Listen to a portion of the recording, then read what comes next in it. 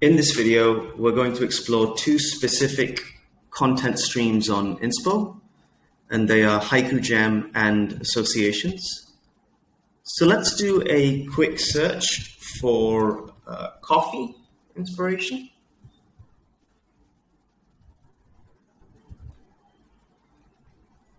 And let's filter the content first for HaikuJAM.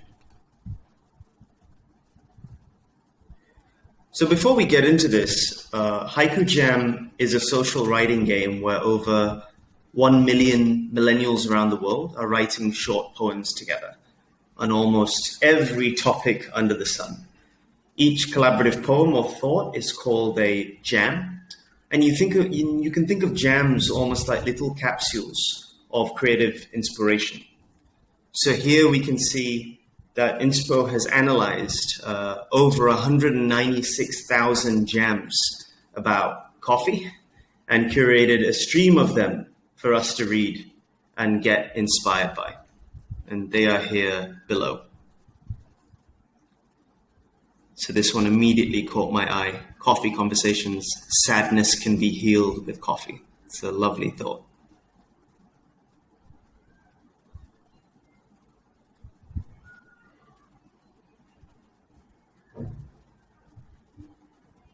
And you can just keep scrolling and enjoying these. Now, let's say we want to glimpse the emotions expressed within the jams. Well, Inspo shows us some sentiment analysis right at the top of the jams here. So we can see that 55% of the writing about coffee expresses joy, which is not so surprising, I guess, but interesting nonetheless. There's also a significant amount of anticipation in those jams. And I can click on any of these to filter jams based on that specific sentiment, which is always helpful when you're looking for more emotional context around a topic. So if we click on joy here, you can see that the feed of jams has rearranged itself as per the ones that are expressing joy.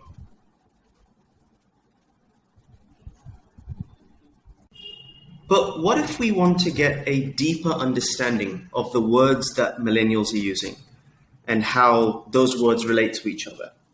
Well, let's head on over to the associations stream.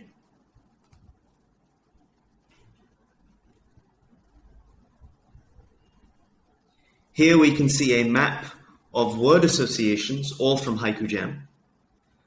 So these are essentially the most common words that people are using when thinking about coffee. What's really interesting is that since in HaikuJAM people are writing collaborative poems, the word associations are more creative in nature and thus more likely to inspire fresh and new thinking. What's also great is that this isn't just some static cloud of words. You can think of it more like a map of rabbit holes that you can go down and explore. So if we were to click on any of these words, Inspo will show us second-degree word associations as well. So the word love immediately caught my eye, so let's just click on love. So now we can see a map of words that are frequently used alongside both love and coffee. So some pretty interesting associations here. Divine immediately caught my attention and triggered a thought. Unconditional as well. Feeling, blind. And just like before, we can click through again and go 3 degrees down. So just like this, you can keep going down to almost n degrees of possibility around any word. And it's just a great way of ending up in a place that you never would have even imagined when you first did the keyword search. So let's just take a step back and go right back to the root keyword. So you may have noticed just at the top, you can actually filter the word associations further based on specific grammatical device. So let's say you want to check out the verbs that people use when thinking about coffee.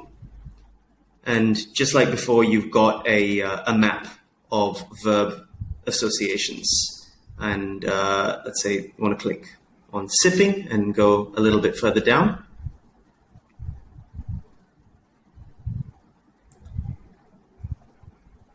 And just like that, the process continues just around a slightly different context.